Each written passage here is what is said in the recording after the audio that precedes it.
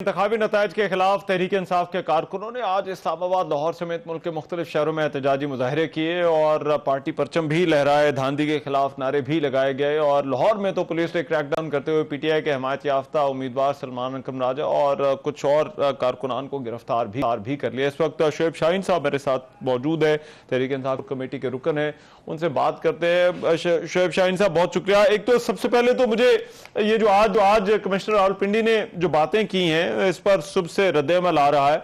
अब इन इंकशाफात पर, इसकी टाइमिंग पर बहुत सारे सवालात उठाए जा रहे हैं और ये कहा जा रहा है कि वो रिटायरमेंट के करीब थे, इस वजह से उन्होंने बातें की, कोई और इशू हो सकता है। आपके ख्याल में इसका फोरम क्या होना चाहिए अगर ये पता चलाना है कि क्या वो कह रहे हैं, जो कह रहे हैं वो ठीक कह रहे हैं या गलत कह रहे हैं? देखिए, उन्होंने जो कुछ कहा है बाजार तो लगता है बिल्कुल 100% ठीक है। वजह क्या है? देखें, जैसे इस्लामाबाद है, जैसे रावलपिंडी है, हमारे पास फॉर्म 45 है। उसके ऊपर फॉर्म 45 के ऊपर सिर्फ एक प्रेजाइडिंग अफसर दस्तखत करता है, एक असिस्टेंट प्रेजाइडिंग अफसर दस्तखत करता है, अपने अंगूठे लगाता है और तमाम पोलिंग एजेंट्स के दस्तखत होते हैं। और वो प्रेजाइडिंग अफसर जो सारा दिन पोलिंग कराता है और उसके बाद जब गिनती करता है तो किसी को एतराज हो तो वो राइटिंग में भी दे सकता है और एतराज हो तो वो एक वोट का भी एतराज हो तो वो उसको रिजॉल्व करता है। और मेरे अब मतलब मैं एक मिसाल के तौर पर दे रहा हूँ अपने हल्के के 387 पोलिंग स्टेशन से 387 पोलिंग स्टेशन के ऊपर 4 से 5 पोलिंग एजेंट्स बैठे थे हर हल्के में, हर पोलिंग स्टेशन पे, और एक असिस्टेंट प्रेजाइडिंग अफसर और एक प्रेजाइडिंग अफसर उसके दस्तखत है।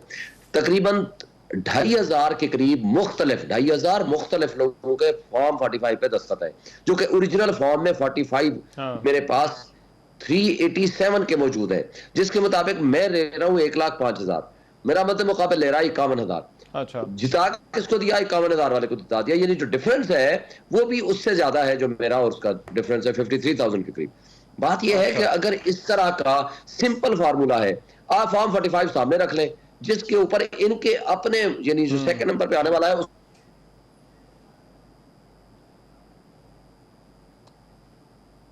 आया, मगर जब रिजल्ट बनता है रात को रिटर्निंग अफसर के पास, वो सारा का सारा उलट दिया जाता है, बदल दिया जाता है। मगर उसको देखें ना, अगर उसकी बात गलत है तो सिंपल बात है, आप फॉर्म 45 सामने मंगवा लें। लेकिन शोएब शाहीन साहब, जो आज निगरान वजीर आजम उन्होंने भी एक बात की, उन्होंने ये कानूनी प्लेटफॉर्म, आपने एक खत लिखा है चीफ जस्टिस को अपने हल्के के हवाले से भी, लेकिन निगरान वजीर आजम ने कहा जी कि इलेक्शन कमीशन मौजूद है, ट्रिब्यूनल्स हैं, तो ये सारे के सारे मामला जो है वो वहां पर जाने चाहिए। तो एहतजाज क्योंकि आप कर रहे हैं, तो क्या तहरीक इंसाफ इसका फैसला सड़कों पर चाहती है या तहरीक इंसाफ उन कानूनी वो जो प्लेटफॉर्म्स मौजूद हैं उनके ऊपर जाना चाहती है, धांधी वाले मामले के ऊपर? देखिए, हम हर ऑप्शन एक्सरसाइज करेंगे। हम एहतजाज भी, प्रोटेस्ट भी, धरना भी, सड़कों पे भी, इलेक्शन कमीशन में भी और अदालतों में भी हम जाएंगे। मगर मुझे ये बताएं, जब आप करप्शन आपकी प्रूव हो जाती है, जब आपकी डकैती एक प्रूव हो जाती है, जब रिटर्निंग अफसर का सामने आ जाता है किरदार, ये जो सो कार्ड केयर टेकर बैठे हुए हैं, इनका सामने आ जाता है कि ये गैर जानबदार नहीं है, और जब सामने आ जाता है कि इलेक्शन कमीशन इसमें इन्वॉल्व है।